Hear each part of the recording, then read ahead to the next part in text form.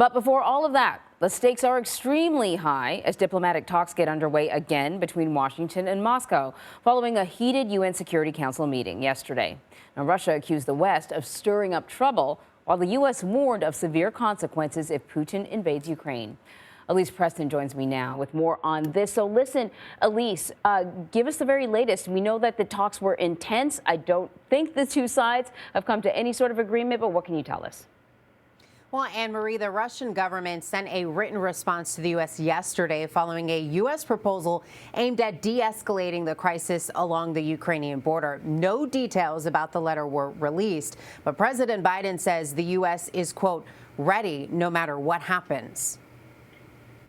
Today, U.S. Secretary of State Antony Blinken and Russian Foreign Minister Sergei Lavrov will speak over the phone as the two nations try to cool the rising tension in Eastern Europe. It is our goal in all of this to attempt to influence Moscow's decision-making. The call comes as roughly 100,000 Russian troops surround Ukraine on three sides. It's urgent and dangerous. And UN representatives for the U.S. and Russia trade accusations of aggression. If Russia further invades Ukraine, none of us will be able to say we didn't see it coming. We fully understand that the desire of our American colleagues to whip up hysterics. At the White House, President Biden said he hopes to see a diplomatic de-escalation. But with Russia's continuing its buildup of its forces around Ukraine, we are ready no matter what happens. In Ukraine, the threat has prompted thousands of citizens to join local defense units,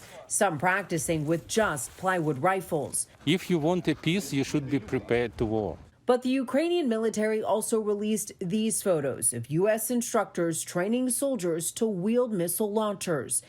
CBS News has learned the Pentagon is close to announcing that U.S. troops based in Europe will move closer to the front lines. Meanwhile, NATO Secretary General warns Russia may use joint training exercises with Belarus set to begin in 10 days as a disguise to attack Ukraine. Anne-Marie? So, Elise, the Secretary of State and the Defense Secretary are going to be speaking to members of the House. They're going to give them a briefing on what's going on. That's happening later on this week. What can you tell us about that?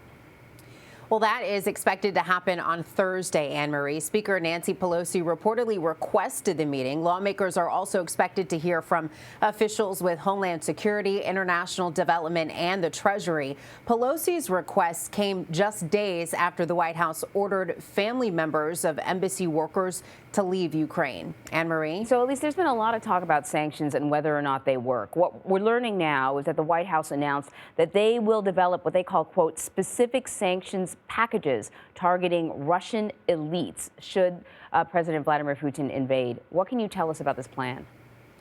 Well, we know that these packages are targeted reportedly towards Russian elites and their family members. Now, they are reportedly being coordinated with U.S. allies as well. Meanwhile, the U.S. has already outlined other sanctions for Russian banking institutions and tech exports.